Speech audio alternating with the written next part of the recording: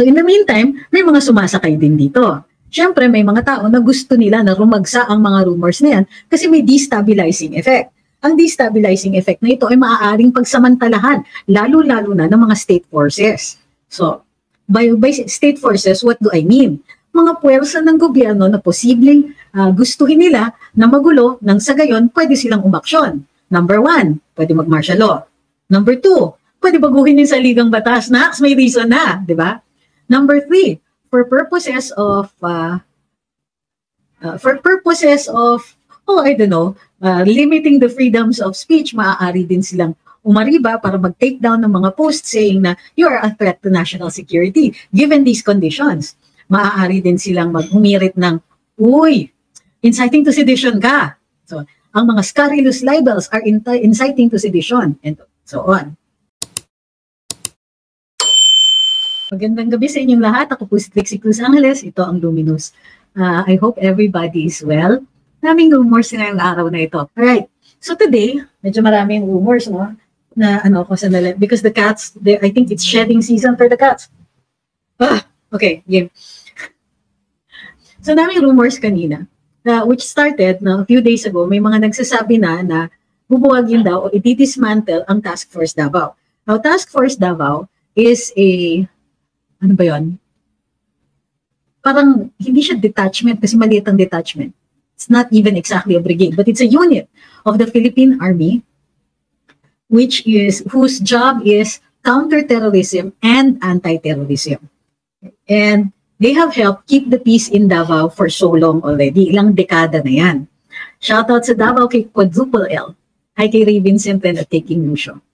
Right? So, the rumor mill says, okay, please emphasize, the rumor mill says na yung reason kung bakit tatanggalin daw o di-dismantle na ang Task Force Davao is officially wala na daw siya. Wala nang need. Okay? Pero unofficially, because if ever it should come to the point where the former president may have to answer to the law, baka daw protektahan siya ng Task Force Davao. Bago lumabas ang mga rumors tungkol dito, may mga aksyon na nakita tayo. Halimbawa, pinananagot daw ang ilang mga pulis na pumunta dun sa Davao Rally ng ating Pangulo. At di umano'y pinag-iinitan ng mga opisyalis ng gobyerno. Ang mga ilang analyst nagsabi na kapag dinismantle ang Task Force Davao, we know that this is a precursor to something big. Agree naman ako doon. Dahil isa pa sa mga pangunahin na pangyayari ay yung pag-question sa ilang daan daw na barel ng dating presidente. Never mind kung covered dito ng mga licenses at updated sila, kinwestiyon pa rin ang kanyang ownership ng mga yon. At kumbaga, tinanong din kung ito ay updated. So, umabot sa dating Pangulo na tinatanong at pinoprobe yung kanyang mga firearms. And nadidig niya na ilan sa kanyang mga kaalyado o mga tao na associated sa kanya ay tinitignan din at pinoprobe din dun sa kanilang ownership ng mga baril. Today, rumagsa ang rumor. Super emphasize rumor para hindi nila tayo i-accuse ng A, nagpapaniwala or B, rumor mongering. Okay. So, rumagsa ang rumor, dala na siguro ng ilang mga social media posts na may posibilidad na arestuhin ang dati nating Pangulo.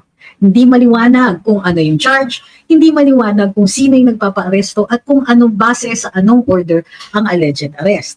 Gayunpaman, dahil kaakibat nito ang balitang ididistong ka na o ididismantle ang Task Force Davao, tumaas din ang kumbaga anxiety levels or restlessness ng mga tao, nag-iintay ng balita kung ito nga ay magaganap. Okay. Of course, hindi nangyari. Pero rumagsa pa rin ang mga rumor tungkol dito sa pagpapaarestuhin daw ang dating Pangulo base sa isang order ng ICC. Hindi rin nakatulong na sinasabi ni dating Senador Antonio Trillanes at ilan sa mga tsuwariwap niya na takot yan si Digong sa ICC. Wala, dyan na yung ICC. Nako, mga sir, hindi po stress levels ni dating Pangulo ang tinatataas ninyo. Yung inis levels lang namin. Kasi tunog na tunog epal talaga yung mga ganong klaseng salita na hindi naman masubstantiate. So, kanina medyo dahil lumaragsa nga ang balita ang daming, how do you call this, mataas ang tempers, abait ko, na ang daming masungit, ang daming nag-iisip, ano ba ang mangyayari dito, ano nangyayari sa bayan natin. Oh, by the way, kinorek nga pala ako ng isang follower dito tungkol dun sa kasabihan nga na, what is happening to our country, General, 1992 daw nangyari yun. Okay. Sabi ni Ma'am Maria Dulce, nakakatakot, parang prelude to another martial law, lahat ng nangyayari. Lawsuits threat to civic freedoms targeting leaders and bloggers. Yan. Yan po, yung isa pa, tama po kayo, yan po yung isa pang component ng anxiety levels ng ilang tao. Kasi, nag-umpisa sa parang ang dahan-dahan nililimita ang ating mga karapatan. Na wala namang taong pwedeng gumawa nun, maliban lang kung yung mga tao ay threat to national security. Pero ito na nga ang mga pangyayari. Oh my goodness, hindi ko naiintindihan itong mga taong to. Pupunta dito para sabihin na ayaw nila ako dun sa feed nila, pero papasok dun sa conversation. Nakakaloka, no? Yung mga kaipala ng mga tao. If we care about you. So in the meantime, may mga sumasakay din dito. Siyempre, may mga tao na gusto nila na rumagsa ang mga rumors na yan kasi may destabilizing effect. Ang destabilizing effect na ito ay maaaring pagsamantalahan, lalo-lalo na ng mga state forces. So, by state forces, what do I mean? Mga puwersa ng gobyerno na posibleng gustuhin nila na magulo nang sa gayon pwede silang umaksyon. Number 1, pwede mag-martial law. Number 2, pwede baguhin yung saligang batas na may reason na, di ba? Number 3, for purposes of limiting the freedoms of speech, maaari din silang umariba para mag-take down ng mga posts saying na you are a threat to national security. Given these conditions, maaari din silang mag-umirit ng, uy, inciting to sedition ka. So, ang mga scurrilous libels are inciting to sedition, and so on. So, dahil din sa mga, nagpatong-patong na yung mga pangyayari. So today, hindi nakakagulat na lumagsa ang ganong klaseng balita. Of course, alam natin, merong pinanggagalingan po itong rumor na ito. At hindi rin natin masasabing wala siyang basihan.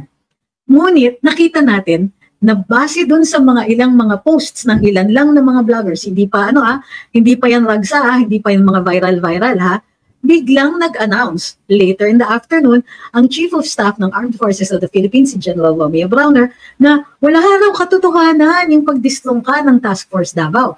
And as a matter of fact, dadagdagan pa daw ang mga task force para mas maiging maprotektahan ang bayan. Uy! Bakit? Ano ba ang bumulusok para mag-necessitate ng additional task forces? Ano ba ang nangyari para isipin natin na kailangan pa natin ng mga task force? Ano yun? Bakit biglang ganon? So, muli, naramdaman na naman natin na, ano ba to? Hindi nyo naman in-address yung mga talagang humaragsang issue. Instead, sasabihin nyo, ay hindi namin pala tatanggalin ang task force Davao. Ito yung problema. Dahil humaragsa nga yung mga bali-balita, nagtanong-tanong ako. Hindi ko na lang sasabihin kung sino-sino at ano yung mga command ng mga nakausap natin, pero kinonfirma naman sa akin na go na daw yung pag-dismantle at pag-disarma sa Task Force Davao. Lo and behold, only a few hours later, eto na po si General Browner at pinabubulaanan yung mga ganong salita. Maniniwala sana ako kasi mabait naman yan si General Browner. Straight shooter yan. He's a good guy, one of the good guys yan. Ito lang yung problema ko. General Browner announcement came days after nagtanong ang mga tao. Days after lumabas yung balita. Days after pinag-uusapan na siya sa social media. Sa madaling sabi, bakit ngayon lang yung sagot na yan? Uy, walang katotohanan yan. Ay, hindi, maglalagay kami ng mga additional task force. Buti na lang din, mabait ang ating mga media, hindi sila nagtanong, sir, saan pa ba magkakaroon ng mga task force bukod sa Davao? Meron na po ba kayong listahan? Walang nagtanong ng ganon. So, we will never know. Yeah, until much later, kung meron ngang ibang mga task force na itinataguyod. Okay. Yun. Sabi ni Vincent, alam na kasi ng media, nakakaamoy na po. Sabi ni Corny, do you think Lambino overturned the Santiago case? No, it did not. Because it's very clear in the dispositive portion that says, we will no longer revisit the Santiago case. And the ruling stands, di ba?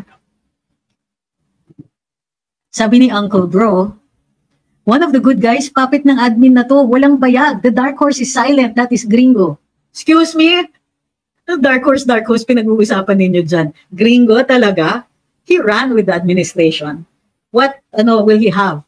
What standing does he have? Bukod pa dyan, hindi naman yata sikreto na ilang beses na siya nag-warning ng mga ganyan. Pero the rumor is, the scuttlebutt is, or what everybody says, everybody knows, is that Senator Gringo has on more than one occasion left people behind. Right?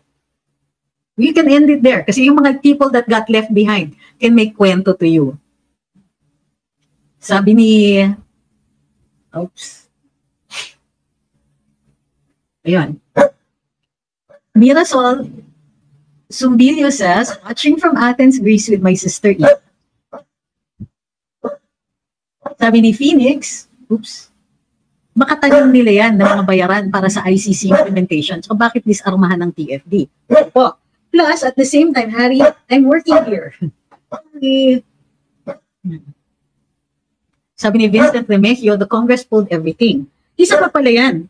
Hindi naman din natin mapagkakaila na nangyari yung pag-discover ng medyo hindi ka nais-nais o medyo, how do you call this, hindi makatotohanan na People's Initiative. At desperado din ang ilang mga miyembro ng Kongreso na makamove on at makakalimutan ang People's Initiative. Umariba na rin po ang Senado para sa economic provisions. 2 seconds. Harry, enough. Seriously, why do you do that to me? Out, come here. Out, walk into the garden. Go. Harry, out. Out. Go. Outside. There you go. Outside. Thank you. Go.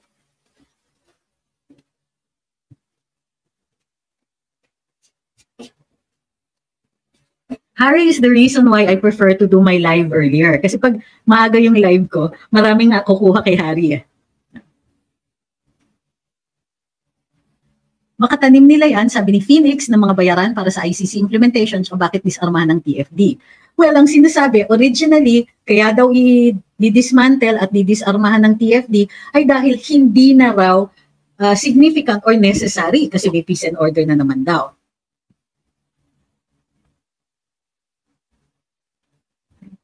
Siguro sa umpisa ng lahat ng mga live natin, magsasagot muna tayo ng mga frequently asked questions. Number 1, nasa karambola ka pa ba? Wala na po. Right? Bakit ka tinanggal bilang press secretary? Ewan ko, tanungin nyo dun sa nasa Malacanang. Nairita na ako sa ulit-ulit eh. Right? Nag-resign lang po ako, inunahan ko sila. Sabi ni Ronel Digong's arrest will be Ninoy 2.0. Naku, subukan lang nila. Sabi ni Robert, magkakautak sila nila Maharlika Sas at ibang DDS vlogger. Okay. Paano yan? DDS ako. Out. Sabi ni Jun Liel, baka ang mga additional task force na yan ay siyang mag-arrest kay PRD. O kita nyo, yung mga ganyan na tanong indicates to me na maraming nababahala. Whether may katotohanan o hindi, yung lumagsang rumor kanina, nababahala ang mga tao.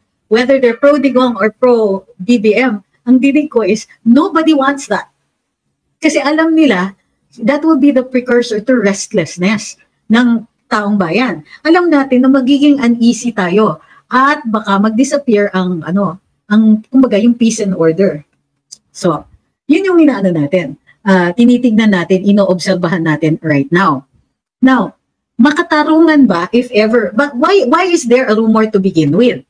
Ang tingin ko dyan is, among other things, it could be a test. Somebody's testing the reactions ng mga tao. Ano bang gagawin ng mga tao kung ganito mangyari? Tinetesting kung ano yung sasabihin mo.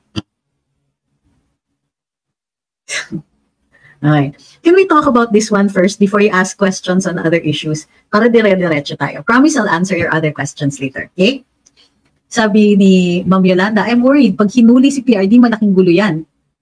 Yan ang katapusan ni BBM. Well, ako ayokong mag-speculate ng ganon. Nevertheless, it is of course a concern for us. Pero hindi rin natin to pwedeng pag-usapan kung hindi natin isasama yung sinabi ni dating Pangulo dun sa Davao Rally. So may mga binitiwan siya na ilang mga salita that are very serious, including accusations of misuse of illegal substances. Okay? Meron din na sinabi si Mayor Baste na you are lazy, you lack compassion. Tapos much later, sinabi rin niya that he has to resign. The president has to resign. Ang dating Pangulo, in his frustration, was already saying things like, ay nako, if you're not going to do, why are you tampering with the Constitution? Ano ba ang kailangan? You're simply tampering with it now. Pinapasok nyo yan not for the people's well-being, not for the public interest, but in order to extend your terms or in order to maintain office for decades to come. Okay. Because of itong mga statements na ito, plus nabanggit pa ang ilang non-officials who occupy Malacanang, one in particular, who I shall not name, na obvious naman kung sino yon. Nabanggit din yon. And in the coming days, nakita natin na nag-increase ang tensyon ni First Lady around the Vice President. Okay? So, kumbaga, they're not keeping their feelings a secret. We know that the tensions are high. The President tried to bring it down by saying, no, he trusts VP Sara, she will continue being secretary. And then, of course, sumagot din si VP Inday at sinabing, you know, I'm thankful to the President, I will continue to serve, ganyan. And the statements of the President and the Vice President were calculated to bring down the tensions. Kumbaga, to de-escalate the tensions that were already escalating even before former President Duterte made his speech in the Davao rally or Davao prayer rally.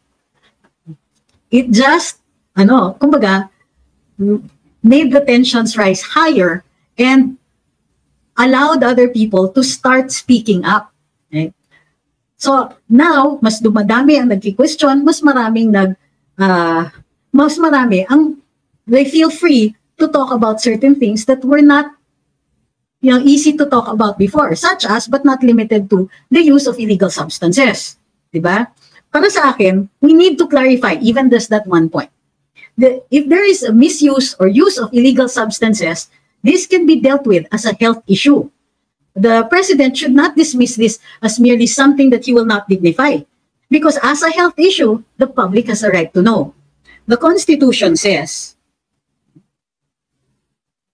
in case of serious illness of the President, the public shall be informed of the state of his health.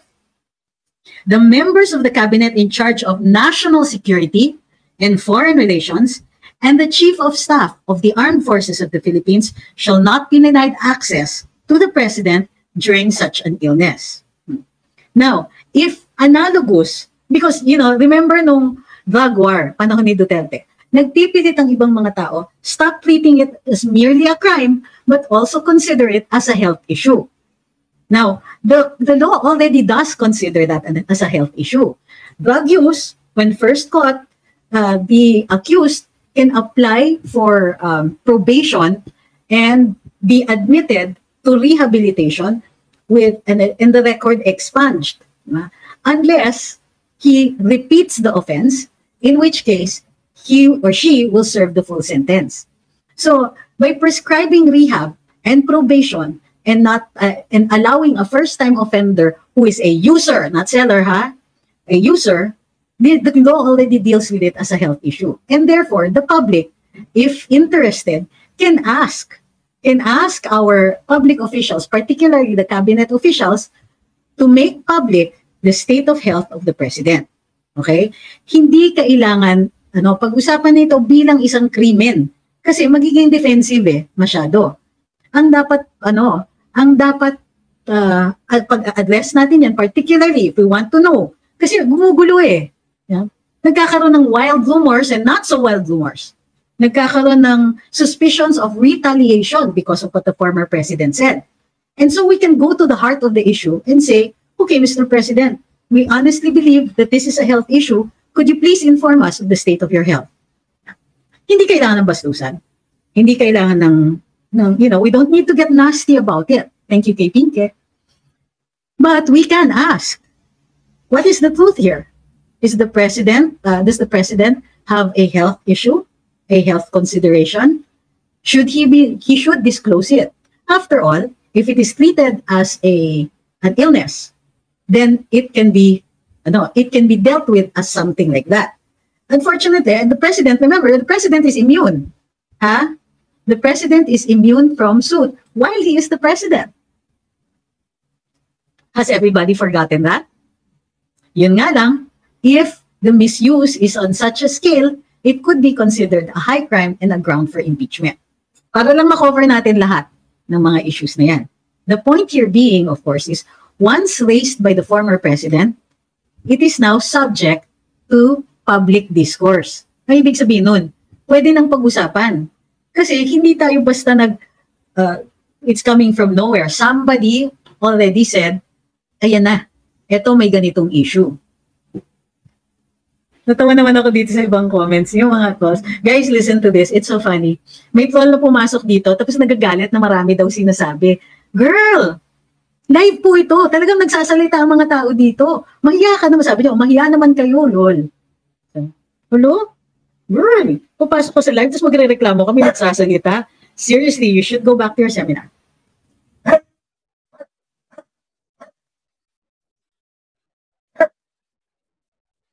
So, sabi na, dagdag pa rin natin. Why are you back inside? No. Hang on. Okay. So, nakalimutan ko, meron pa palang ibang issue. The underdog issue. Diba? Sabi ng isang opisyales na ang underdog daw, yung tinitira, which is the government. Kailan kaagad, bakit, kailan naging underdog ang gobyerno? When the government holds so many powers, the president, who can be the subject of criticism, and the Constitution guarantees that, kapag kinikriticize ang Pangulo, he actually has at his disposal so many powers. We're not just talking about powers under the law in the Constitution, na siya yung head ng military, siya yung head ng civil service. He also has political power. He can persuade, let's say, Congress, the House of Representatives, and the Senate to enact laws, supposedly for the public interest, but that could protect him further. Diba? Bukod pa dyan, meron pang inciting to sedition. Kasama sa inciting to sedition, yung tinatawag na scurrilous libels. What is a scurrilous libel? Ibig sabihin, sobrang sama at hindi totoong paninirang puri sa isang opisyales ng gobyerno. This is one of the limitations on freedom of speech. Maaaring makasuhan yon ng inciting to sedition.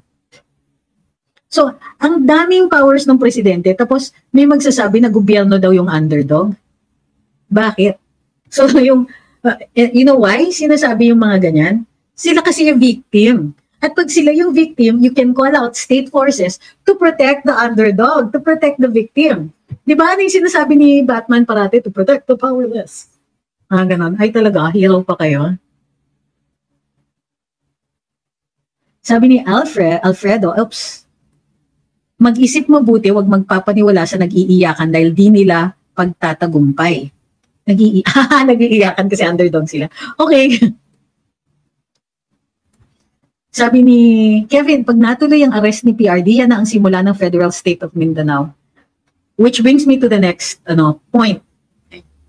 Alam nyo ba na yung mga taong pumipick up dyan sa hiwalayan na issue na yan ay nagpapalala ng sitwasyon which now leaves the former president vulnerable to a case for inciting to sedition?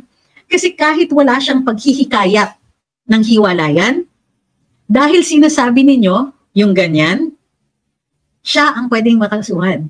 Kasi sasabihin nila, because of what you said, ayan, naghihikayat na yung mga tao. Nagsasabi na ng hiwalayan. Do you understand your role in this? Okay, naiintindihan ninyo kung paano nyo na kayang pahamak ang dati nating Pangulo? Ingat-ingat sa salita. Sabi ni Ma'am Doreen, I have the gift of foreseeing the future. Uy. Ano ba tawag doon? Clairvoyance ba? No. Yun nga, not prognostication pero I forgot the term for that. But yes, ma'am, foreseeing the future. Sabi niya, I can see na hanggang March na lang po si BBM. Uy, magandang birthday gift yan sa aming dalawa ni dating Pangulo.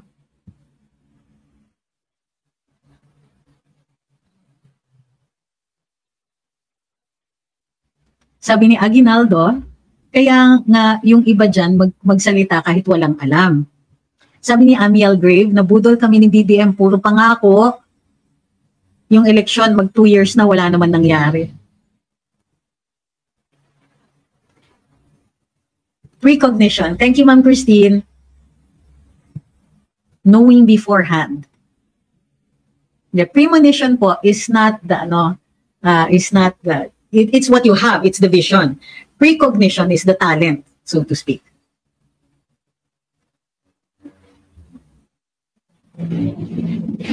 Sabi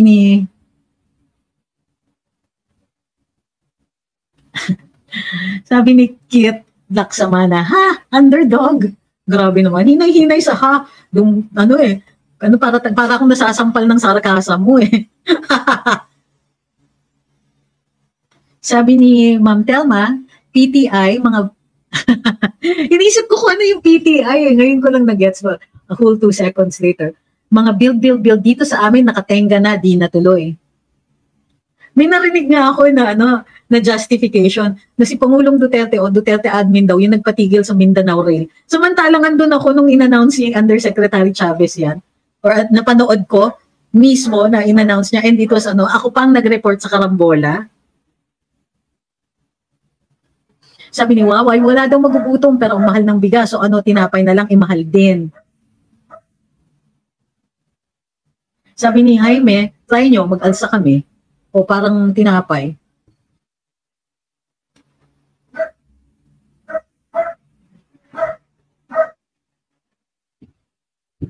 Okay. Tapos yan, yung mga issues na yan, lahat yan, they're all of a piece. Meaning, lahat yan kung gagawin yung patchwork, makikita ninyo, it all led to this. Pati yan, bigla ba naman akusahan si Maharlika at saka si Sas at si former Sec Martin na bayaran ng China, mga traidor, at supposedly binabayaran para mag pro-China sentiments. Right.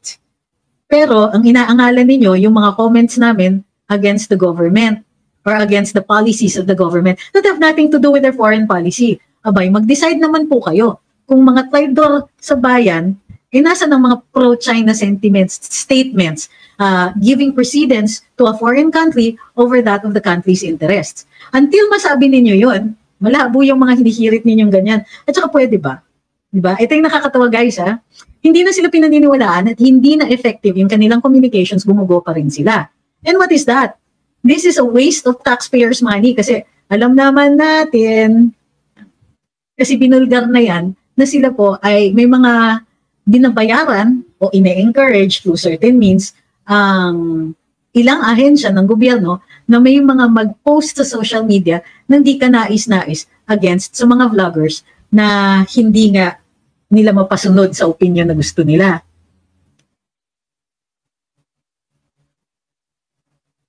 Sabi ni Jester, we Filipinos gave BBM a good home chance to redeem his family's name. When they're ready, they'll leave. Could be any day. They could leave any day now. The manner of leaving is up to the fates. Matalinhaga. Yun ang nagugustuhan ko ngayon eh. Dahil nga, may tendency na magmalupit ang ilang mga miyembro o kawani ng gobyerno, nagiging creative po yung mga salita dito. Sabi ni Doysters, o yan labo mo ha. Maniniwala lang akong bayaran si First Lady et al. Ng China kapag nag-dragon costume sila. Okay, never. Sabi ni Rolly C, ito ang ganda to, sabi niya, napaka-Jurassic ng technique questioning guns of former president. Maka-advise yan William. O nga, no, it's so 70s. Sabi ni Mel, what if we Mindanaoans wanted an independence, past tense, regardless of FPRD statement? O sige. Try doing it under this constitution. Si dating Pangulo nga, ang sinabi lang niya, aaralin pa eh. So, okay. Bahala kayo. I'm not gonna. I'm telling you, I warned you. Okay? Sabi ni Pen Baba, hindi niya po ako makita sa TikTok. Sa TikTok po, Luminous TCA ang hanapin niyo.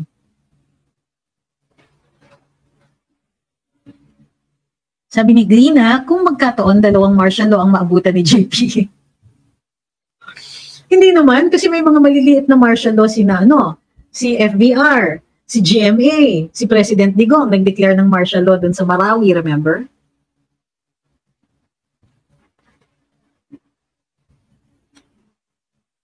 Sabi ni Kate Cap, pretty sure PRD doesn't want to separate Mindanao from the Philippines. He just wants BBM to do his job right. Actually, that's what he said. Ayaw mong sumunod, hiwalay kami. Ang kaya lang niya, he can only speak kasi for Mindanao, kaya Mindanao yung binabanggit niya. So, ito yung problema. Yung mga nagsasalita nang wala sa timing at wala sa hulog.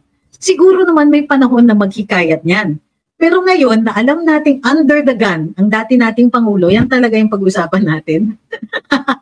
O ayan, gagamitin yung mga statements ninyo. Kasi yun na yung usapan kanina sa mga sa ilang mga, well, I was talking to some people trying to get more information. Sabi nila, hindi talaga nakakatulong yung mga tao na nag-overreact dun sa sinabi ni Pangulo, samantalang it is very clear that he said pag-aaralan pa. Pero tignan ninyo ang daming news items at kung ilang mga statements na nanggagaling sa mga government officials, yung iba mga taga Mindanao pa, saying, no single republic, no we are one country, no it's traitorous to ask for secession. Because that's exactly what it is secession. So there is a way to consider that. But ako, makikiusap ako, timingin nyo naman.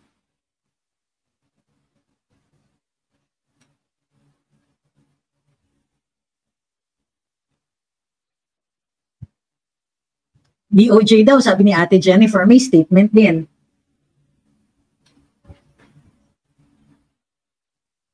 Sus Maria Joseph.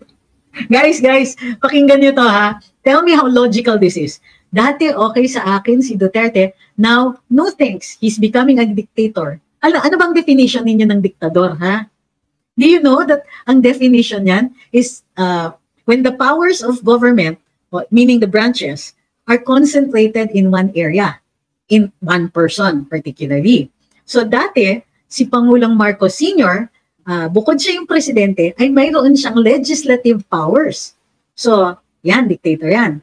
Si President Cory, under the revolutionary government, had the power to make laws. Kaya yung executive order niya that was created during the time that she was the president under the 1986 Revolutionary Constitution, she had two powers of government herself.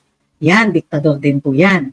So, yung sasabihin mo na ang isang tao na wala sa power, walang executive, legislative, or judicial power, or power of any sort except for his power to persuade, diktador.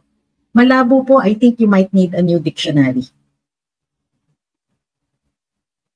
Sabi ni Enting, hindi diktador, ang tamang term, manipulator, cunning old man. But don't you think that every politician's dream is to be a manipulator? Ano ba? Ma'am Marilu, opo, pero I'm not the one doing that. I will tell the person in charge of that to do it. Okay? So, kasi between having to prepare for this and work and et al, and then, take care of like 10 million dogs and cats, then yes, I have help for that. And I am doing my best to see if I can do it soon. Okay, ma'am?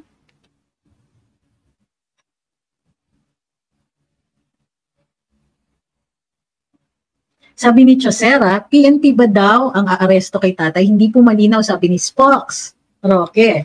Kasi nga hindi pa malinaw kung ano yung charge. Ang alam lang nila is merong gagalaw, allegedly, within the day. Pero wala naman pong nangyari at ang pagkaalam ko bukas, si Pangulong Marcos ay dadating sa Davao para sa anibersaryo ng DOTR. So, baka may pagkakataon na magkausap yung dalawa. Yeah. Anong sabi ni Ate V? You never can tell. Sabi ni Jada Love, should we be worried about PGMA aligning with Lakas CMD? Madam, PGMA is with Lakas CMD. She is a card-carrying party member.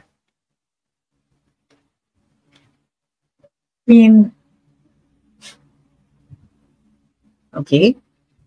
Thank you, Ma'am John.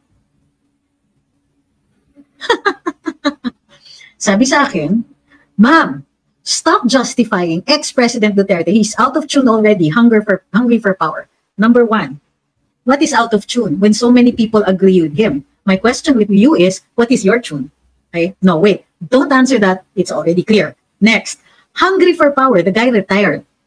If he wanted power, he could have done it very easily. He could have foisted somebody else. He could have told VP Inday, don't run for vice president anymore. Yeah.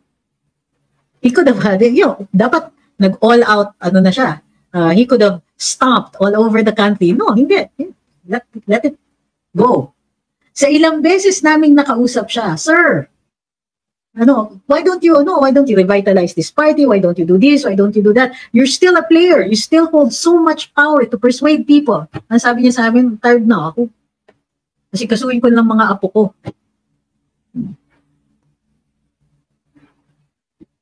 Sabi ni Waway, hungry for power. Tahimik nga yung mama, niligalig nyo lang sa walang aksyon ng admin na to. Totoo yan. By saying that it is FPRD who is at fault here, is making excuses for a government that has not performed. You know why we say it has not performed? Kasi alam po nila kung ano yung problema. Alam na nila. Nasa unawan ng ating Pangulo. Either hindi makagalaw yung mga kalihim, o hindi nila talaga pinagagalaw. Hindi makagalaw dahil hindi alam. Diba?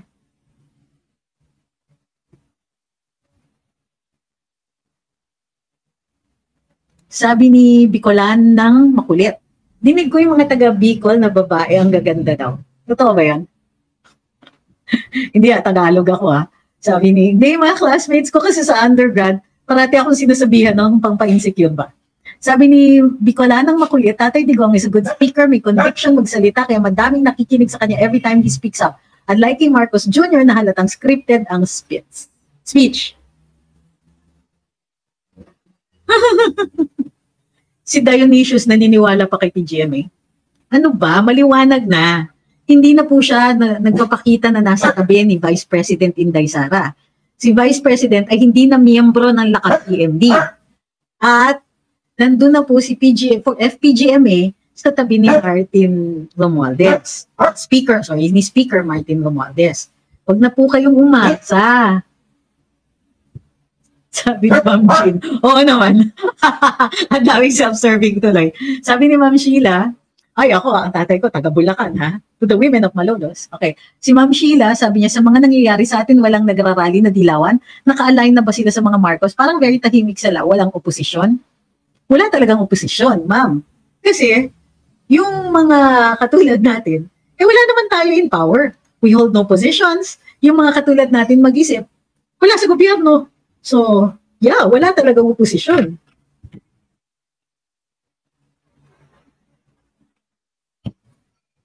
Sabi sa Luminous Group, at least FPRD is patriotic to notice the inequities of the present government. Sabi ng isa, sino siyang nagsasabing hungry for power? Ano daw? Natutulog ba yan?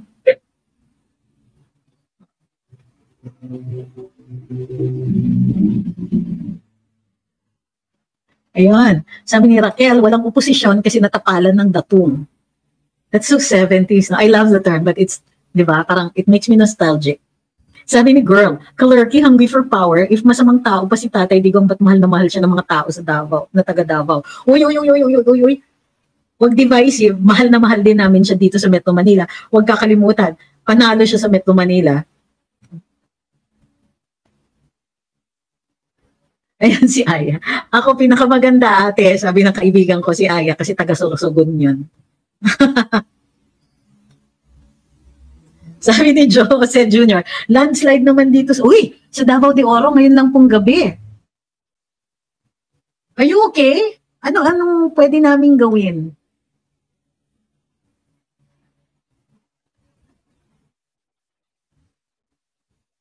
Okay, sabi ni, teka, ang galing ko lang muna yung mga yung mga trolls, walang katuturan yung mga sinasabi. Natabunan daw sa isang bus? Ano nangyari? Sabi ni Mirasol, correct, mahal na mahal natin lahat. Kaya nga hanggang ngayon, hanap pa rin natin ang nakaraang administrasyon. Tsaka inevitable yung comparisons. Bus daw ng Apex Mining. I'm so sorry to hear this. Sabi ni Rezaline, nice po. Attorney Duterte is the best president for me and my family.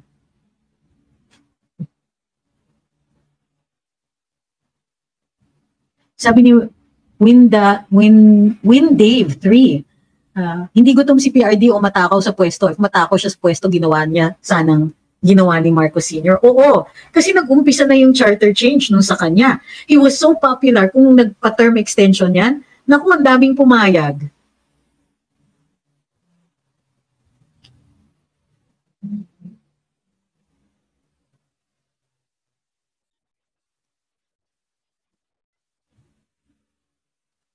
Sabi ni GL, wala nang oposisyon kasi si First Lady ang nakapwesto sa president.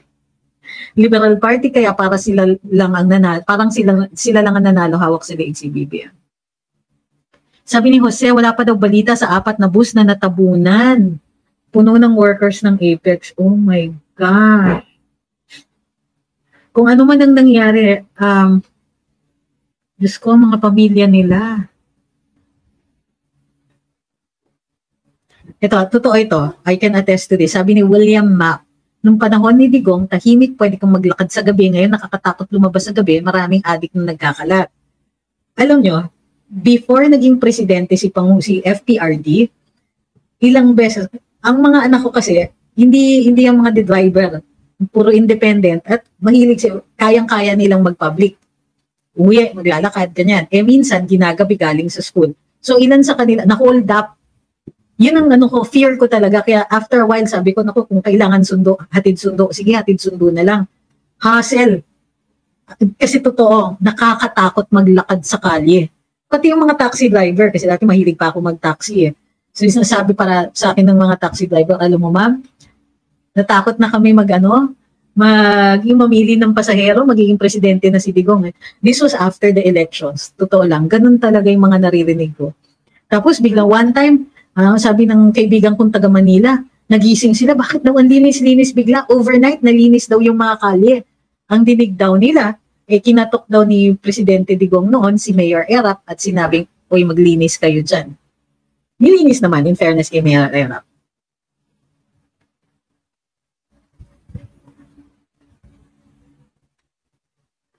Sus Mariosep, what are you, in the 80s? Ito, may nagsasabing, kayo, oposisyon kayo, mag-rally kayo. Welcome to the 21st century. Bihira na po yung nagra-rally ngayon, post-pandemic. May Arab Spring. Pero iba na po ngayon. Pag nagva-viral nga ang isang statement against a government official, kaya natin pag-resignin yun eh. So, really? Rap yan eh. Kasi yung ginagawa nila, mag-rally kayo. So, hindi naman lahat makakadating kasi sino ba yung mga supporters dito? Yung iba nasa ibang bansa. Global na po tayo ngayon. So, hindi na po indication ng numero ng mga tao, popularidad ng isang idea, yung ganyang klaseng rally. So, hindi po ganun nakadali even nowadays. Kasi nga, yung mga opinion nanggagaling kung saan-saan. So, kaya tuloy yung may nag-rally in favor of Inday. Maganda naman ni VP Inday, maganda naman na pinalalabas nila yung mga ganon. Gayon pa man, nasabihin ng iba, ayan tignan nyo, ang konti lang pala ng mga DDS. Ay, kita nyo, o konti lang pala supporters ni VP Inday. Hindi na nga siya rational na conclusion.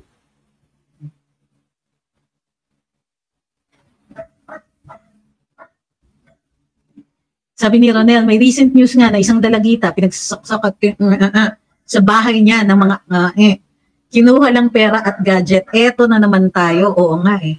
Back to square one. Ito, ayun. Para kang anak ko. Sabi ni Stan, nung panahon ni Pinoy, student ako, ilang beses ako na-hold up, attorney, kahit umaga pa. Nung si Digong naging presidente, di na ako natatakot. Ngayon, takot na ako palabasin pamangkin ko, hanggang 9 lang siya. Late pa nga yung 9. Ako, kinakabahan na ako sa, sa mga taong naglalakad pa. Yung basta dumidilim, nakakaano na. Sabi ni Bugs Bunny, maiba lang. Hindi, pero bahagi yan. Pag-usapan natin yan. Sabi ni Bugs Bunny, 7793, maiba lang. Nakukornihan talaga ako kay Tulfo. I'm assuming this is one Tulfo statement, no? Wala lang, cringe lang ako sa kanya. Kasi sabi ba naman na kung ano-ano na daw pinagsasabi ni former President Duterte and so on. Parang, anong planeta ka galing? Ang daming ang pumapalakpak, ang daming ang nadala tuloy dun sa mga statements eh. Sobrang nagtatanong na, ano pa ba? Ano pa bang kailangan nating gawin? Di ba?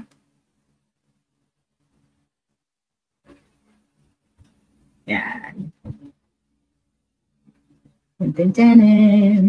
Ang saya-saya. You know, minsan ang sarap yung click mo yung block. Parang, tapos makikita mo na later on, wala na yung mga words. 1% business tax, Duterte, BBM, 3% na! Oh my gosh. My gosh, sabi ni Rolando, 2-unit service buses, Apex Mining, tinamaan ng landslide. Check natin, may party ba sa Malacanang?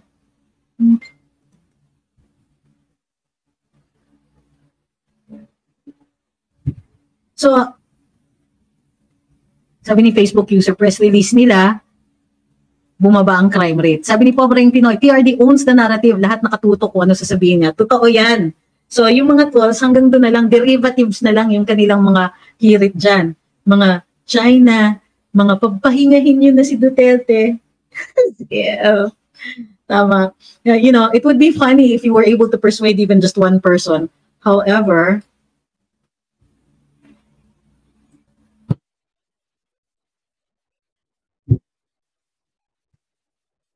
sabi Cloyd, vlogger sa YouTube patuloy nagkalye survey, BBM versus PRD, sino magaling na presidente? Nako, sa 1,000, 5 lang ang nag-Marcos at kadalasan sinasabi, drugs daw, bumalik na. Aray.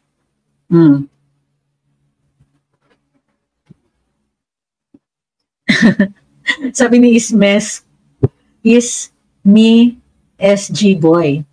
Athletics, balik na po kayo sa Malacanang please. Kakainis kung sino man nagpatanggal sa inyo. Alam nyo kasi, bawal matalino doon. Nako lang. Uy, magagalit na naman sa akin. Maghahanap na naman ng trabaho para matanggal ako.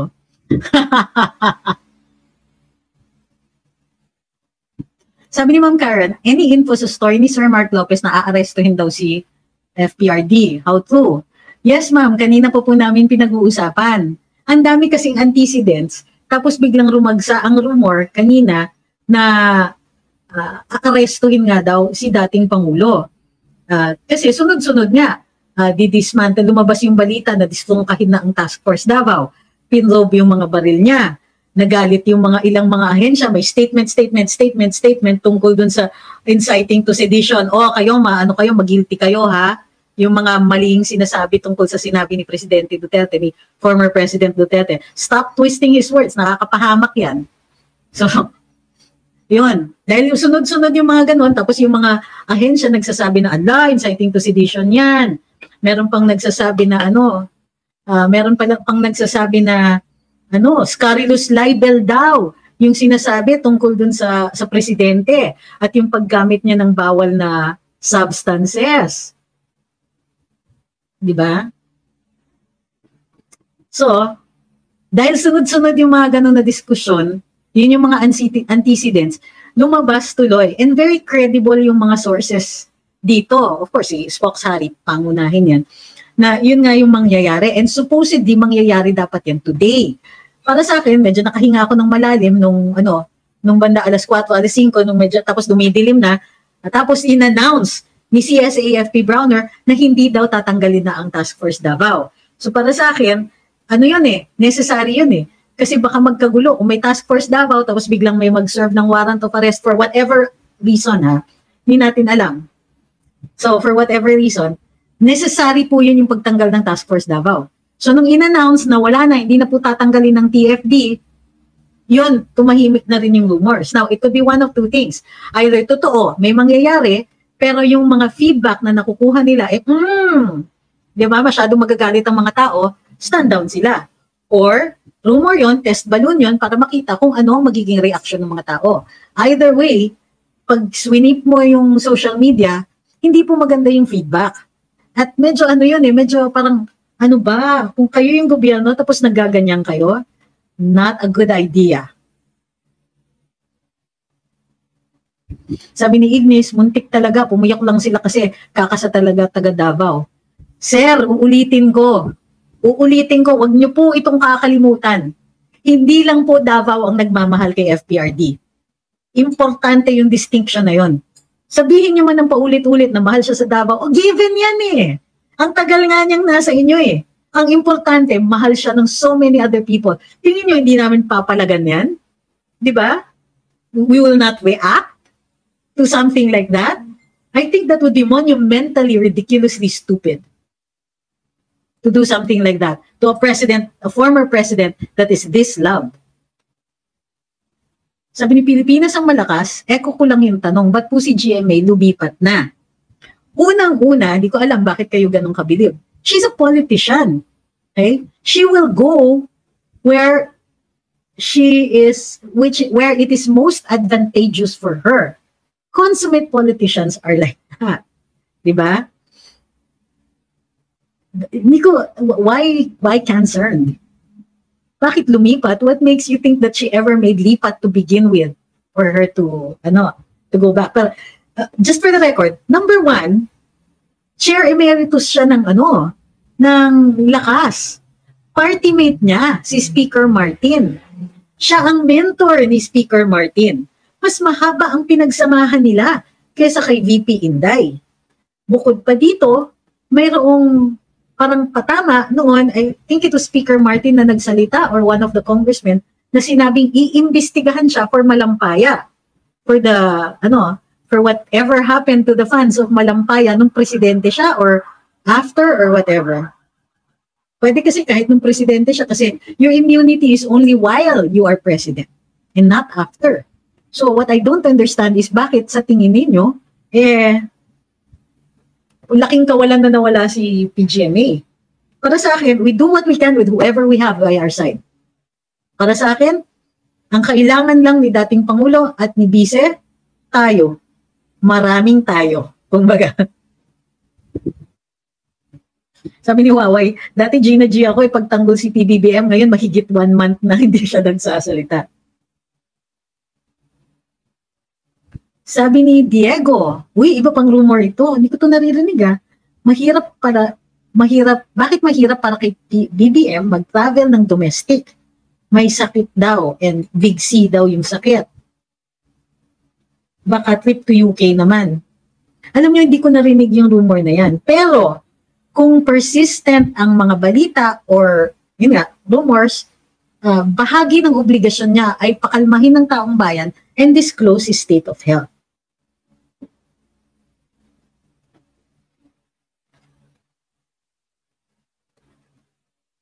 Sabi ni komentarista, PGMA is one of the biggest political animals. I like her but I also don't like her.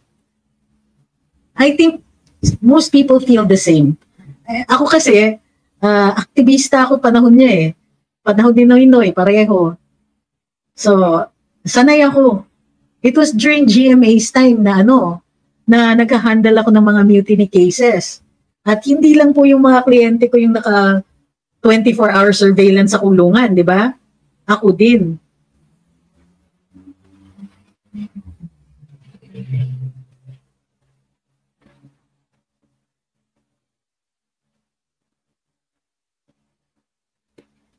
Sabi ni Leo, hindi naman umasa sa mga politika si Mayor Duterte nung manalong presidente. Mga Pilipino sumuporta sa kanya, di niya kailangan ng mga balimbing na politiko. Totoo yan, di ba?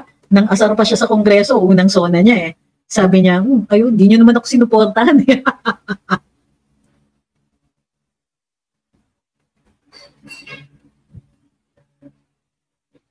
Sabi ni Chisa, mahirapan siya sa Davao flight. Attorney, baka mabatuhin siya ng kamatis. Hala. Sabi ni Helena, nasan po ang DOJ? Bakit tahimik? May pinaplano.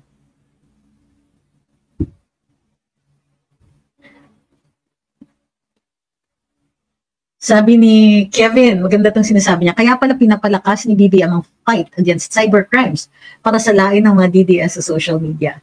Kaya nga, di ba, ever since, kailangan mag-iingat tayo sa ating salita.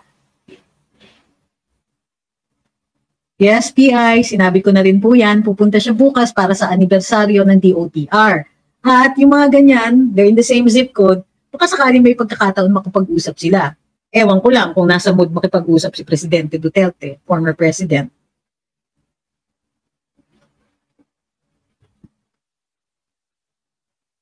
Sabi ni Planet, ang planetang dapat pala napasara na ni Digong yung Kongreso katulad ng sinasabi niya dati. Oo, pero pustahan, yung mga dilaw na walang katigil-tigil nung panahon niya ay sasabihin na shades of Marcos dictatorship. Sabi ni Roger Evans, alam ko na achievements ni BBM. Ang magpalit ng mga logo ng ahensya at ang latest ay ang Bagoong Pilipinas. Yan sabi ni Diego, ang king ng US ang may C. Baka sa UK siya bumisita, ayaw niya ng domestic flights. Wait ako, nagkagulo-gulo na. Halika. Sabi ni Dionysius, patunay na lamya si BBM, sikat na naman sa mga hearing, police calawags after Marcos assumed office. Naghahabol. Sabi ni Olivia Mutilla, bakit wala na nga si Duterte sa pwesto? Bakit naghahabol pa rin siya? Squeeze me eh. Bakit? Nawala na ba siya ng karapatan magsalita at magpahayag? Last time I looked, meron pa rin tayong ganong karapatan. Lahat tayo, including former presidents. Especially siguro former presidents who are so hugely popular na hanggang ngayon, yung speech na sa Davao Prayer Rally ay pinag-uusapan pa rin. Nayayanig pa rin ng mga tao. So of course, imbis na magalit kayo dun sa non-achievements ng administrasyon, imbis na hikayatin ninyo na, halar, ayusin niyo yung logistics ng pagkain, presyo ng kuryente at tubig, ayusin yung traffic, yung transportasyon, asa na yung mga transition to Egypt and so on. Imbis na yun ang questionin ninyo, i-questionin ninyo yung tao na wala na sa power. Yung presidente, kailan ninyo binatikos? Ano ni Digong? Open season, pwede sa kanya, pwede sa mga cabinet niya. Basta fair lang. Hindi yung mga malarappler na tanong, di ba? Sabi ni Paz, ba't di nagpaparali ang mga kaliwa kontra PI kasama ba sa deal nila kay Tambi? Nag-file po sila ng kaso or nagpa-file sila ng kaso sa Korte Suprema. Sabi ni Romel, kawawa naman ang bagoong, napakasarap na delicacy na damay sa kainutila ng isang tao. You know, you're right. I love bagoong. All kinds of bagoong. Pero my favorite, of course, yung bagoong alamang na sa Tagalog ginagamit. Pero pati yung bagoong na yung sa yung galing La Union, sarap. O kaya yung yung KBL, ano ba yun? Bagoong Lasona. Kamatis Bagoong Lasona. Tama ba? Yung mga Ilocano naman dyan, pakicorrect ako kung mali. O, sabi ni Miss, Accountant X, salty bagoong. Yes, ayoko yung matamis. At ayoko rin yung maanghang, na anghang na lang yung nararamdaman mo.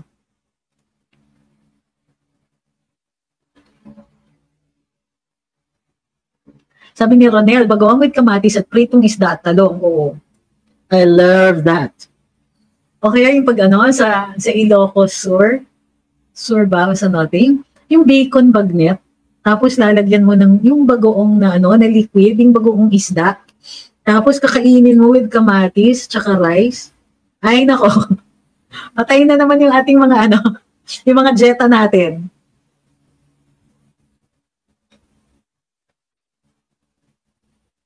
Sabi ni Game, now I'm craving binagoongan. Oy, bahagi ng kultura ang bagoong, kaya pwede natin pag-usapan yan dito. Ito, so balikan lang po natin yung rumors ngayon. But, ang sinasabi rin natin is, there are reasons kung bakit lumagsa yung rumor na yun.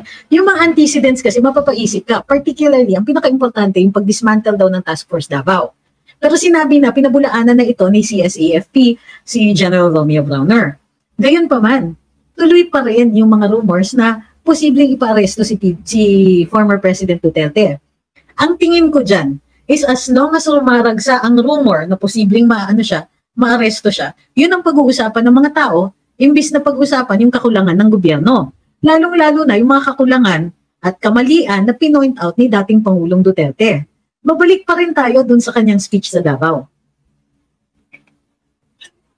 Yung health issue, dun sa paggamit ng illegal na substances, yung issue na wala nang ginagawa, pero nagtatamper pa with the Constitution. At huwag naman tayong lukulukuhin pa at sabihin na walang kinalaman ng Pangulo dyan, samantalang pinababayaan niya ang malinaw na pakikialam o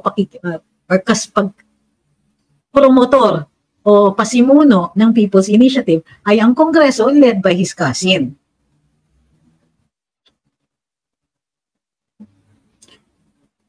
Sabi ni FN, gusto lang nilang ipahiya si FPRD para maapektuhan ang popularity ni VP. At ni FPRD. Pero baka mag-boomerang sa kanila, matanda na si FPRD at he has nothing to lose but more to gain kung ipa-aresto. Ay, totoo yan.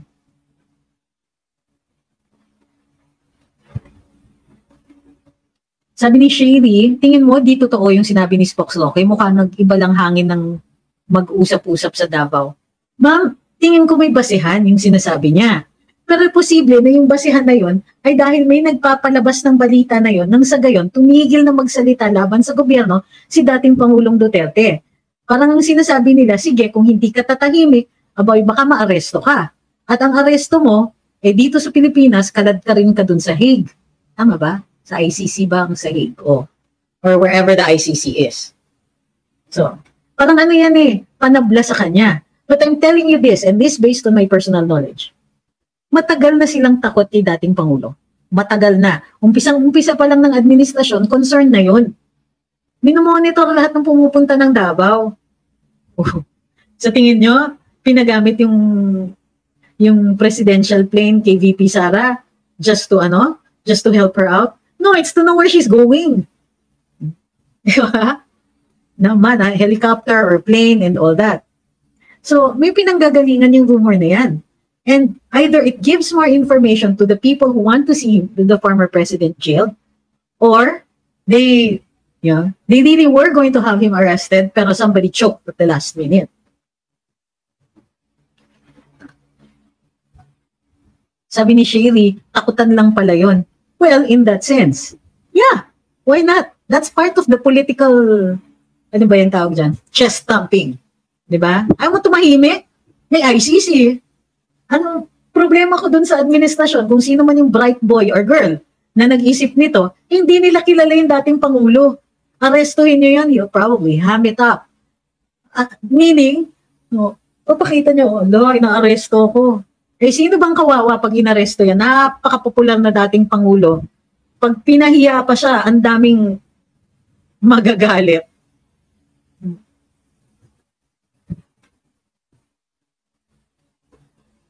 Talaga naman, no? Alam nyo, kayong mga trolls na nag-a-announce pa na, ay naku, toxic kayo, do-block ko kayo. Hindi nyo kailangan magpaalam sa amin, tuwan-tuwa lang namin. Umalis kayo quietly kasi sa totoo lang, baka makarinig ka pa sa amin na good riddance to bad rubbish.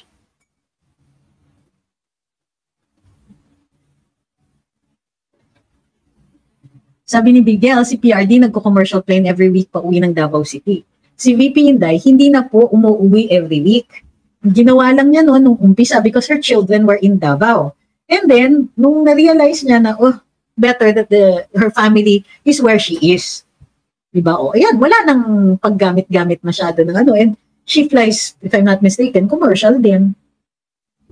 Sabi ni Ryan, sindakan lang yan. Yung problema, sindakan nga, hindi naman nasisindak yung kanilang sinisindak. Dear Trending Philippines, whenever you say things like, why are you not reading my comment, all the more hindi ko babasahin ang subsequent comments. I'm very subtle that way. Sobra. Nambablock pa ako ng mga ganyan. Don't compel me. There's so many comments. There's 3,153 people simultaneously watching on Facebook and YouTube. Tapos, hindi pa counted yung mga nanonood sa Rumble at yung mga nanonood sa TikTok. So, please lang, if I can't read your comment because I don't see it, how can you take that against anybody? I'm looking at them, lahat sila, lahat ng comments yan, pumapasok all in one feed. Sus!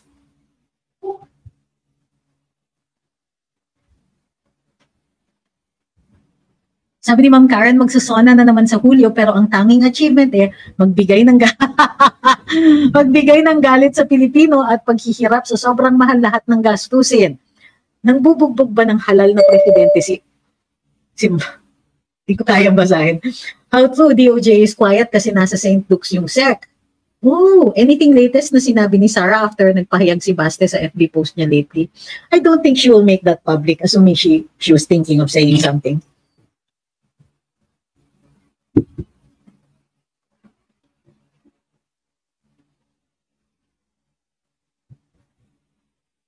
Sabi ni Joy, mga bayaran ni Smags, galingan nyo naman atake, magpa-payday naman kayo.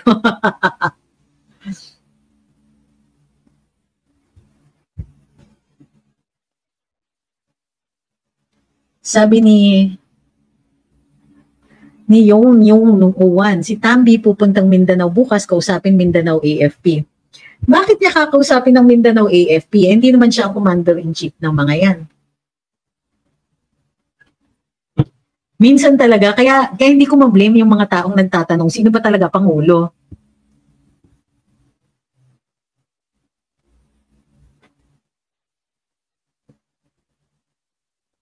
Sabi ni Joe Logs, pwede po ba bigyan ng dictionary si BM para malaman ibig sabihin ng empathy? Wink, wink. Ito, sabi ni Miguel, busy po tayo sa PI and week leader habang ang isang water concessionaire nagtaas na ng water last January 31. Nga na naman ang mga taga Metro Manila. Oo. Sabi ni Gerberk, ang lakas ng loob ng BBM Gov, mga underdog ng mga taong walang power. Bakit kaya? Dahil ba may EDCA? Magkakagulo, gamitin yan nila sa taong bayan? Alam nyo, for a while, iniisip ng mga tao, hindi matatanggal si Bossing kasi may mga kano. Alam nyo ba, noong 2016 elections, sobrang tutol ang US sa kandidatura ni dating Pangulong Rodrigo Duterte. Ginawa na nila halos lahat. Nagpondo sila ng mga kalaban, naglabas ng kung anik-anik na rumors, and so on. Nanalo pa rin si Pangulong Duterte. And that says a lot. Not just about the power of this one man to persuade us, but the power of people like us to stand in the way. So ang tingin ko, kaya natin. Kaya natin na itaguyod yung mga kailangan. Kaya natin magreklamo, Mr. President, madami kami. Diba? Hoy, mga tao dyan sa Malacanang, konti galaw nyo naman ang baso. Baso na nga lang pagagalaw namin dahil wala na kaming ibang serbisyong natamo sa inyo. Sabi ni Glo, sabi sa post ni Jay Sonza, nabugbog na naman ang presidente, hinagisan daw ang muka ng iPhone ni Wifey. Grabe talaga to Wifey monster, talagang under-desire talaga si BBM. Kung totoo. Okay, always include that. If this is true, then grabe. Sabi ni Grim Reaper, Trump, if he wins, will pull out EDCA, priority niya is America first. Well, totoo naman yan. Tsaka sinabi naman niya dati pa, magastos. Sabi ni Onat, may concert ba daw sa Davao City bukas kasi pupunta si mahilig pumuntang concert. So, isa pa yan.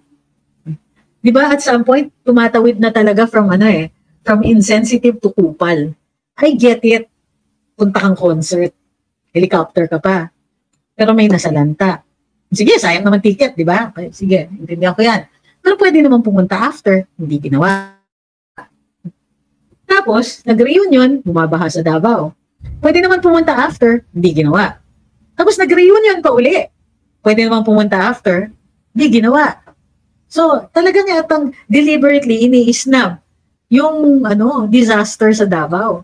Parang, what's going on? Galit ba kayo sa taga Davao? Ilantad nyo na lang, sir. Kasi last time I heard, inelect ka bilang presidente ng buong bansa. Bakit exempt sa dalaw ninyo yung Davao? Or dumadalaw lang kayo pagka mag-ribbon cutting?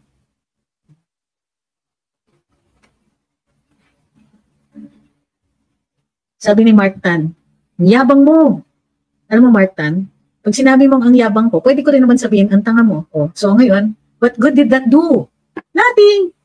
Hindi mo na nga ako na-upset. Nabalikan ka pa. So, you really should stop doing that. Wala ba daw OWA or DFA-SEC? Kasi presidente na nagbabalita ng remuneration ng mga Saudi OFW. Pang SONA lang ba? Hala, oo nga, no? Sabi ni Vargas, Richmond Rich, ang dating tagline, nasaan ang Pangulo? Ngayon, sino ba talagang Pangulo? O nga, it can get so confusing sometimes.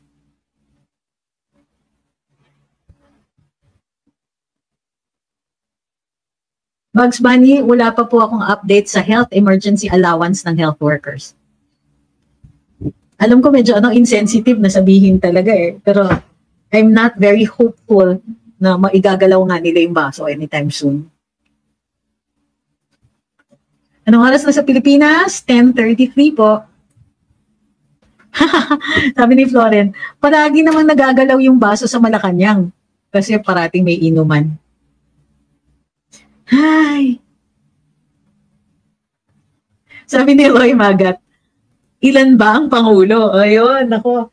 You know what guys, I live for these moments. Ito yung mga hirit ninyo, ang galing-galing parate. That's why, kayang-kaya ko mag-live. Dati, 1 hour lang talaga ako magla-live. Titigil ako to 1 hour. Ano. You know why I stay? Iniintay ko yung mga ganyang hiritan ninyo eh. Parating towards the end nangyayari. Sabi na, sabi ni Joyce, you can't offend attorney thinks your sense of humor is darker than her coffee. You know, I like my trolls the way I like my exes. Bitter. Sabi ni Ma'am Michelle, ay, mali. Sabi ni Ray Labasano, walang ginagawa si BBM na matino para sa bayan, sayang boto namin. But at the very least, sabi ni Ma'am Dilda, sa tingin niyo naubos na yung mga tatalino sa palasyo kasi lumabas na kayo. Si Glenn Chong at si Sir Vic. Oo nga eh.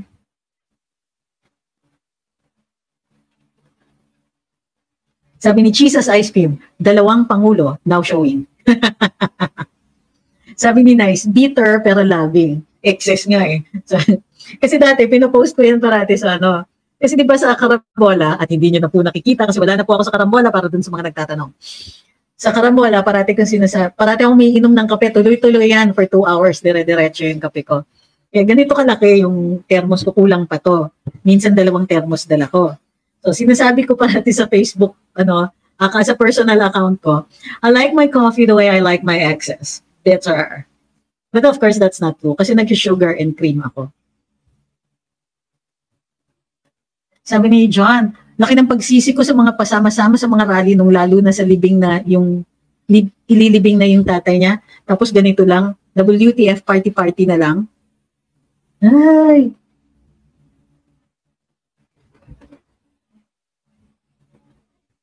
Sabi ni Happy lang, ikaw na nanadya ka ng Miss Happy ah. Sabi niya, ano po masasabi ninyo? Sinabi ni BBM na, quote, walang puwang ang paninira sa administrasyong ito. Unquote. Sir, fire nyo na po yung mga may mga sinabcon ninyong calls. Kasi hindi sila marunong magdiskurso. Okay lang sa akin kung mag-hire kayo ng mga tao na willing mag-engage sa diskurso. Kaso yung mga kinuha ninyo, sir, at kasabay na ng sulsol ng mga tao ninyo, ay walang ginagawa kundi mang-insulto. At ang paborito nilang linya, pro-China ka kasi. Kawawa lang sila sa amin, sir. Si komentarista naman, lumabas tuloy yung pagkakulihyala mo. Sabi niya, yuck! Iniisip ko pa lang yung sona, cringe. Did I say that with the right tone? Oy, I can speak kolehyala ha, don't make mistake. Ate guys asking if lawyer si PBBM. Hindi po. Ang nag-law school at gumraduate si Manang Aimee. Sabi ni Ma'am Joyce, yun lang kaya sabihin, magmura lang kaya. Oo nga eh. Kasi ginagaya nila yung style, yung kinasas dati, paano ni Duterte, yung talagang ang anghang nila magsalita, pero very, very effective. At saka salitang kalye. Hindi nila kaya. They think that salitang kalye is just, making mura and all that. And then why don't they just talk kolehyala, di ba? Baka I might deign to talk to them. So Aimee did not take the bar. No, she did not. Sabi ni Jin Yu, tuyo na ba ang baha sa Mindanao po at mag-helicopter ng presidente papunta? Uy, kayo naman. Baka yun yung dahilan hindi mabisita mga nasalanta, walang helipad sa baha. Alam mo ma'am, you're so social naman kasi. Looking for a helipad. Hi kay Roy, sabi niya sa mga nagsasabing pro-China kami, yung pangulo niyo ba pro-Pilipinas? Aray, bakit ang sakit mo magsalita? Why you do this? Sabi ni Avatar, yung totoong vlogger, nakikita ang muka. Thank you. Yung nagbabatikos kay FPRD, nakatago ang muka, puro ka. Alam mo dati, nangaasar ako din sa mga yung mga nameless, faceless, fakey trolls. Sinasabi ko parati, ang totoong maganda, nagla-live. Hindi sila makapag-live eh. Tapos meron naman ngayon mga nagla-live, kaya lang, ang totoong maganda, may nanonood sa live.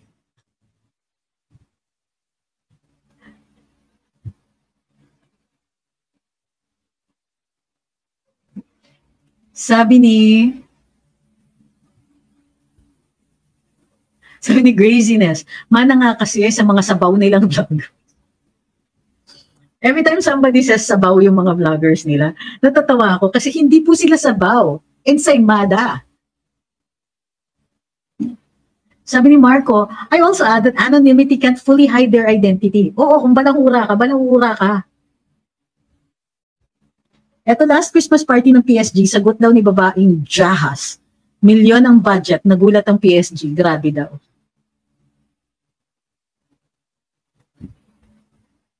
Oh my God.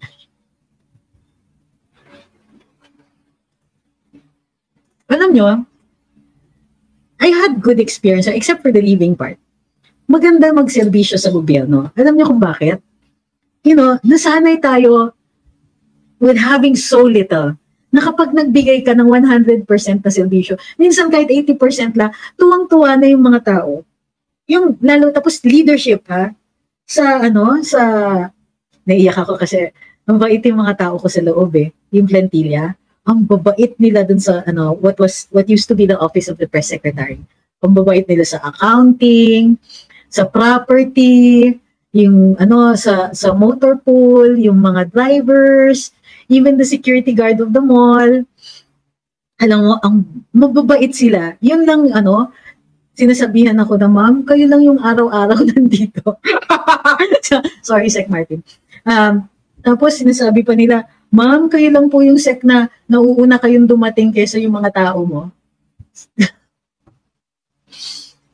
Ma'am, kayo lang po yung ready parati na at moment's notice mag-press briefing. Girls! Hindi ba yan ang trabaho? Isn't that the job? Ay, nako. Maganda magserbisyo sa gobyerno. When you give it just the right amount of service, the correct service, yung hindi lugi yung taong bayan, you are appreciated. Namimiss ko yung mga tao ko dun sa OPS. Bukod sa mababait sila, parang nahihiya kasi ako. Kasi alam nyo, yung mga rank and file, di ba nagtatime yung mga yan? Pag late sila, makakasuhan sila. So nakakahiya na sila, dumadating sila on time, papagalitan sila o mape-penalty sila pag hindi sila dumating on time, tapos makikita nila yung boss nila, banjing lang, dadating ng hapon, taas paa, mga ganun. Pero nakakahiya. Kung hindi man mahiya sa publiko, ang ilan mga opisyalis natin, mahiya naman kayo sa mga tao ninyo. Kasi nagde-demand kayo ng serbisyo, and they will give the same amount that you give. Sa totoo lang, the civil service, maraming disiplinado. Hindi ko talaga kayang sabihin na ang sama ng serbisyo gobyerno, hindi po totoo yan. Minsan nade-demoralize lang yung mga kawani natin ng gobyerno na matitino naman. Particularly yung rank and file. Ang nakakahiya talaga. Yung mga walang kakwenta-kwentang tumulong daw sila sa kampanya, pero pinag-a-appoint sa mga posisyon like undersecretary, director, asset, na walang kaalam-alam sa mga procedures ng gobyerno. Tapos kung magmando sila dun sa mga plantilla, nakakahiya. Konting puso lang hinihingi ng mga tao.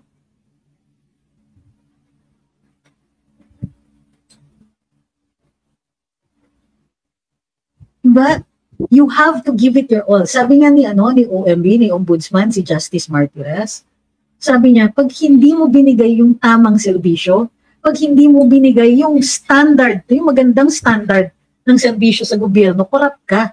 Kasi ninanakaw mo yung oras sa taong bayan. Mas mahirap pa nga yung kwentahin yun, mahuli yung mga taong nagnanakaw ng pera at serbisyo sa taong bayan. The Filipinos, they demand so little of our government. I think it's time we change that.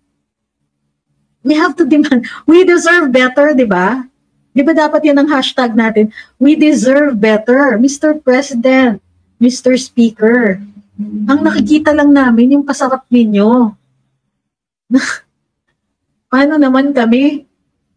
Nanakaw niyo yung boto namin pagkatapos wala man lang kaakibat. Suklian niyo naman ng konting serbisyo.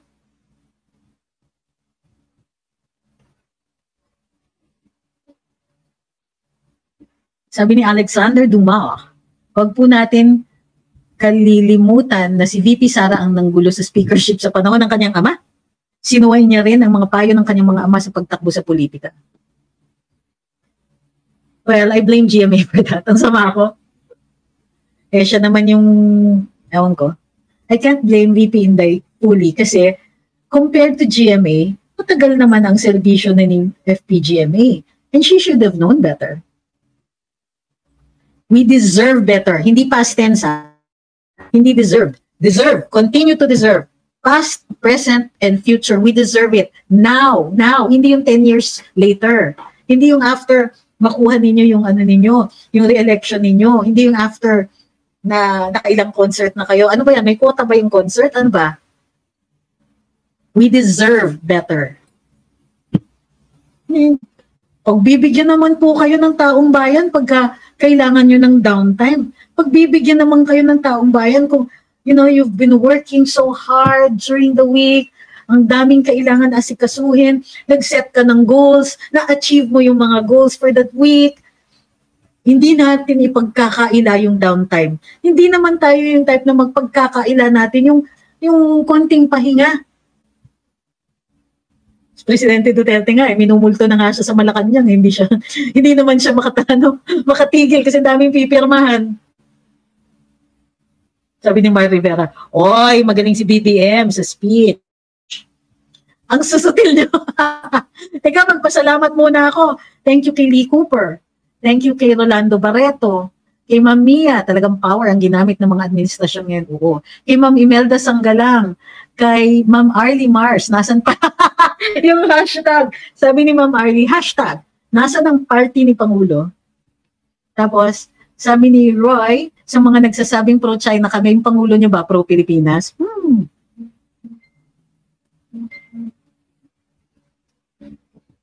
Sabi ni Ma'am Wanda, if you run for senator, a lot of people will support you. Para namang may good senator kami. Si Ma'am naman, andyan si Senator Robin. Hindi man kami magkasundo dito sa charter change. Ano naman, sincere naman siya. So, at saka andyan si Senator Bato, andyan si Senator Go. Sabi ni Wilmiras, grabe kayo may 4 years pa daw si Presidente para mag-speech. I live for these moments. Thank you guys. Sulit na naman ang pag-live ko ngayong araw ito. Dahil dun sa mga pang-aasar ninyong ganon. Sabi ni Ogie, ang pangarap nyo ay pangarap nyo lang. Ang daming komedyante, grabe. Sabi ni Chisas, kami nga work harder. Di makadalo ng concert. Gusto kong tanungin, boss, magkano ba yung ticket? Hindi ko kasi maatim, minsan, nasabihin, uy, gusto kong manood nitong concert. Uy, ganda, Coldplay, magko-concert. Gazillions naman ang babayad mo na. Tapos 10 million years ka nakaupo sa traffic. Makakawayan din naman si Presidente habang dumadaan siya sa kanyang helicopter. Bye, sir! Sabi ni Ma'am Maria, thank you, you've been an inspiration to us and strengthened our hope for PRD. Huwag pong mawala ng pag-asa. Ano yung trait ng Pinoy? Masama na yung panahon, mahirap na ang buhay, kaya pa nating umiti. Isama lang po natin na habang umingiti tayo, nagdi-demand pa rin tayo ng serbisyo sa gobyerno.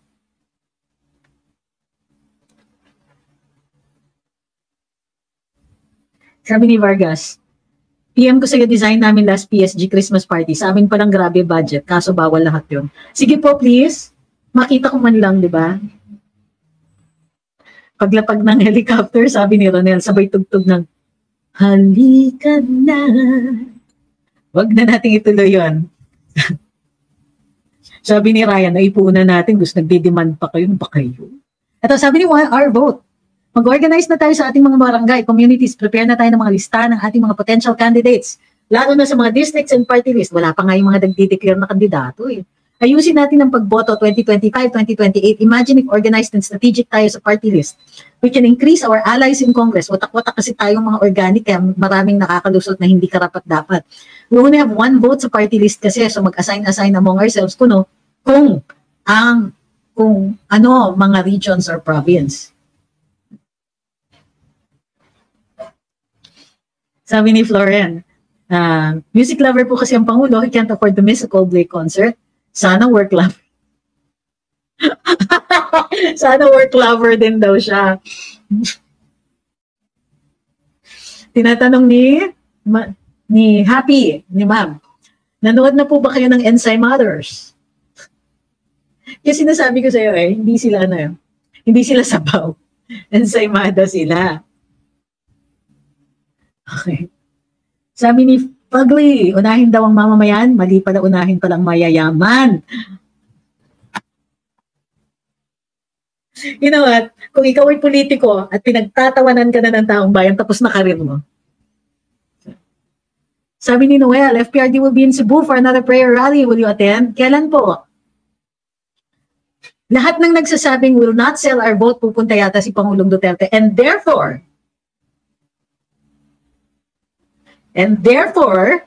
di ba, baka pwede rin makonvince natin yung mga kasamahan natin kahit sa barangay lang. My vote is not for sale.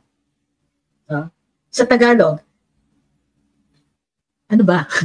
Hindi sinusubasta yung boto ko. Tama ba yan? Hindi on sale pala yun. Ano sa Tagalog yung my vote is not for sale?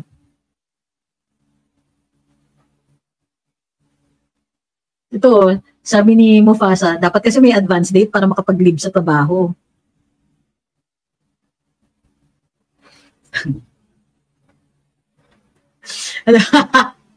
May naisip ako kaya lang hindi maayos naman.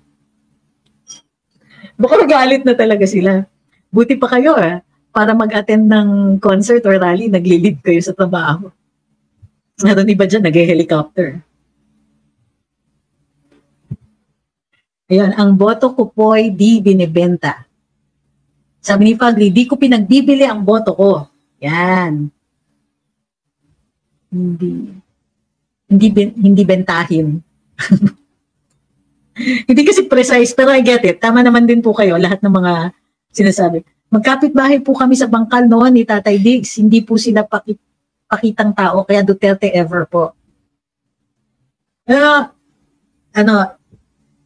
Bago, nakabisita ako sa Malacanang ng 2 beses kay Pangulong Duterte. 2-3 beses pala kay Pangulong Duterte. Tapos, alam niyo, natuwa ako kasi yung first time was yun, chikahan session. Second time, I'm trying to remember what it was, but I met him a second time. Hindi po dun sa ano. Ang hirap talaga makita siya nun. The third time, paalis na siya ng Malacanang. Noong una, di kahon yung mga sagot Habang patagal ng patagal, dami na niyang kinikwento. Pati yung multo sa Malacanang, nakwento niya sa akin. So, pero ang favorite meeting ko kay Presidente Duterte, hindi na siya presidente. So, dumalaw ako, sec pa ako nun. Sec na ako nun. Kaya lang, di ba, tumutulong kami dun sa cancer ward.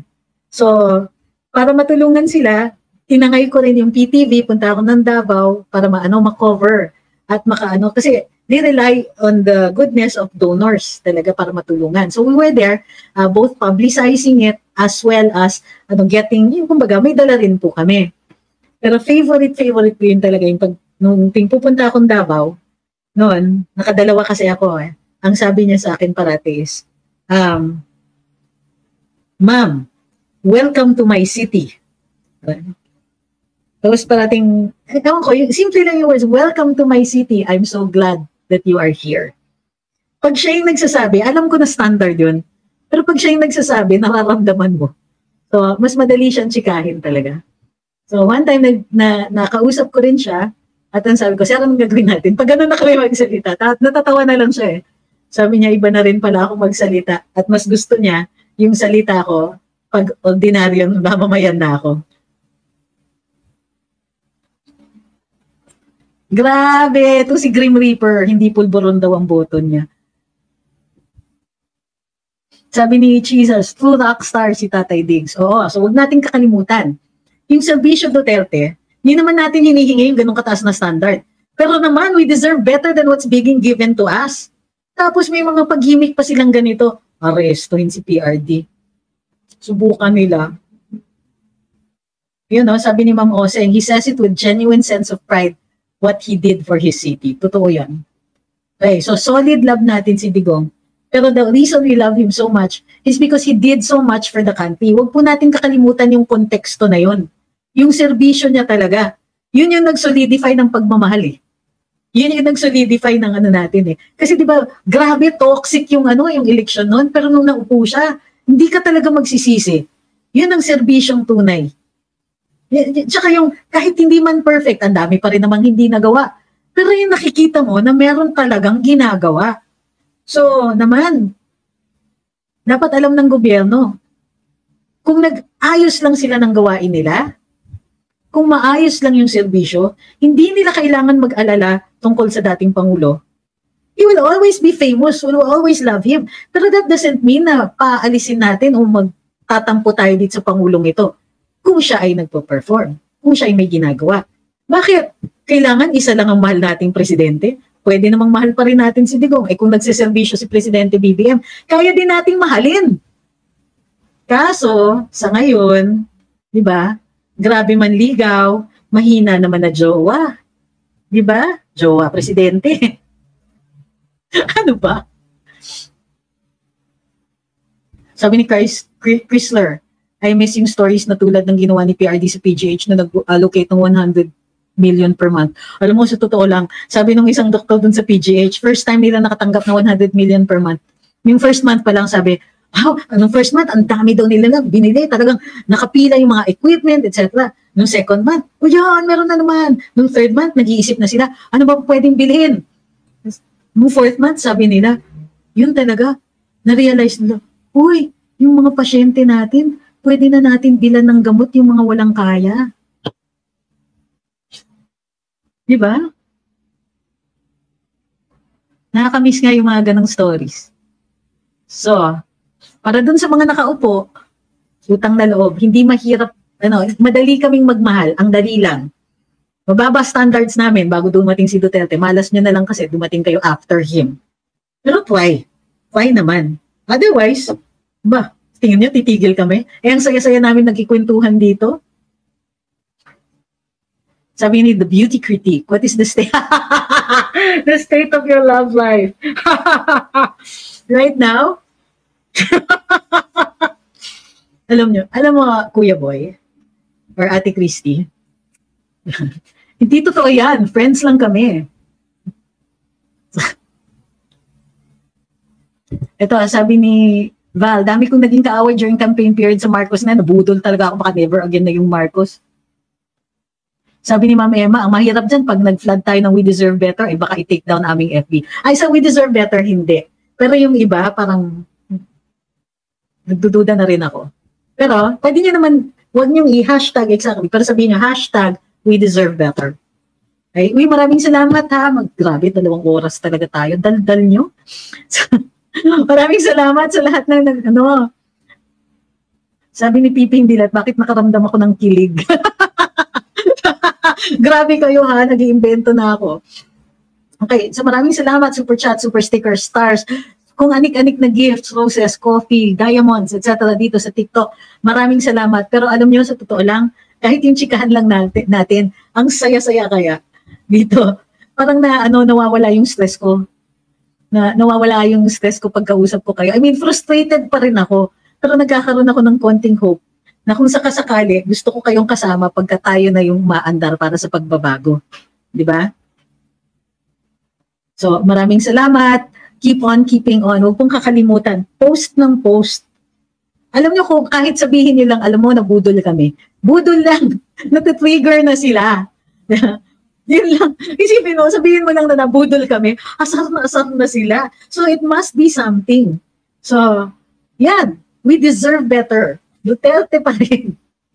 Paano ba naman? Huwag kayong magagalit kung mahal namin yung isang tao. Magtaka kayo kung bakit di namin kayo mahal.